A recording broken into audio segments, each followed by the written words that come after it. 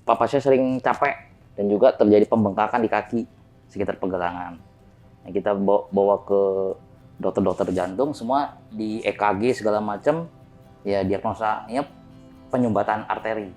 Ya itu dari situ kita sudah muter-muter lah, berbagai dokter, berbagai rumah sakit, sampai ke Malaysia, ke Penang, jawaban dokter semua sama, harus di bypass. Kalau ke luar negeri mungkin lebih jauh, dan juga untuk keluarga, untuk ikut ke sana mungkin kan terlalu terbatas, jadi lebih baik di Indonesia aja.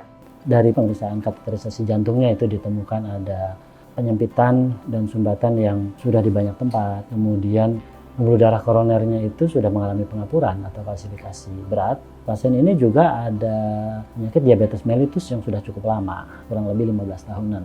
Pasca perawatan pasien membaik, keluhannya membaik, nyeri dadanya sudah tidak ada lagi, dan lukanya pun juga alhamdulillah sembuh dengan baik, kering, dan bisa kita pulangkan dengan kondisi yang baik, dengan kondisi yang sempurna. Intinya sekarang teknologi Indonesia sudah semakin maju, semakin canggih.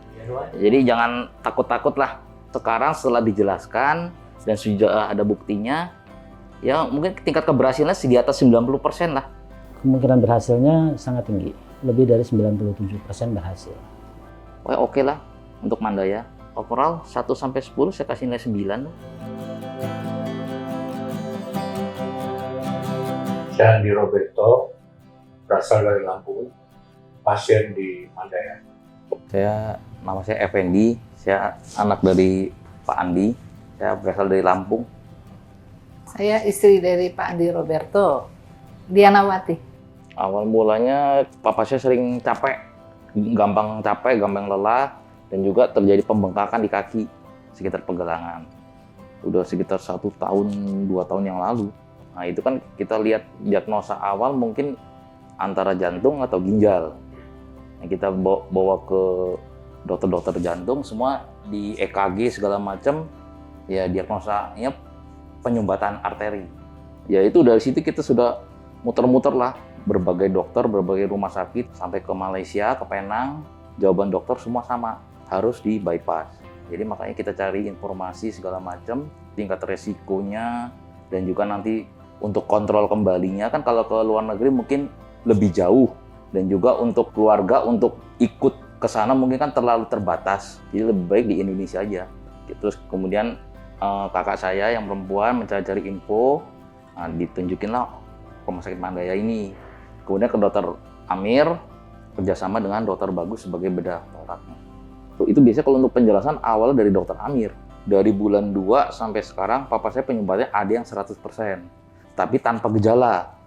Nah itu yang harus diperhatikan kalau kata dokter Amir. Yang tanpa gejala tiba-tiba serangan jantung, nah itu yang berbahaya. Makanya kita berunding dengan keluarga, ya kita lakukan bypass. Pasien ini selain dari pemeriksaan kateterisasi jantungnya itu ditemukan ada penyempitan dan sumbatan yang sudah di banyak tempat. Kemudian pembuluh darah koronernya itu sudah mengalami pengapuran atau kalsifikasi berat. Pasien ini juga ada penyakit diabetes mellitus yang sudah cukup lama, kurang lebih 15 tahunan. Jadi memang melihat kondisi kateterisasinya, kemudian ada diabetes mellitus juga. Jadi kami bicarakan dengan tim, kita sepakat sesuai dengan guidelines atau panduan pada pasien ini yang terbaik adalah menjalani operasi bypass. Tentu saja ini operasi besar, jadi kita harus persiapkan data-data pemeriksaan yang lengkap. Kalau ada komorbid lain atau kondisi penyulit, kita perbaiki dulu. Kita terapi bersama dengan divisi lain, dengan multidisipliner, dengan kita konsulkan ke dokter spesialis lain. Setelah kondisinya optimal, baru kita kerjakan operasinya. Maka kemungkinan berhasilnya sangat tinggi, lebih dari 97% berhasil.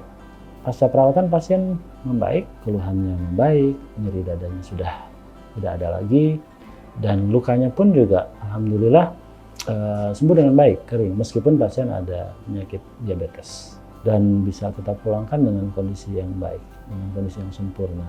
Untuk dokter bagus ya. Baik. Semua dia secara profesional menjelaskannya teliti, jelas, dan juga satu timnya dengan dokter Amir juga bagus, sesuai jadwal, sesuai dokternya yang kita minta apa, semua oke semua. Pelayanannya baik. Sampai ke suster perawatnya segala macam semua oke.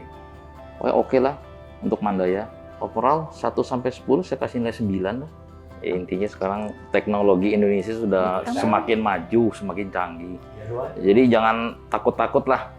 Kalau untuk bypass itu mungkin dulu kita mendengarnya ngeri, tingkat resikonya besar. Cuman ya sekarang setelah dijelaskan dan sudah ada buktinya, ya mungkin tingkat keberhasilannya di atas 90% lah.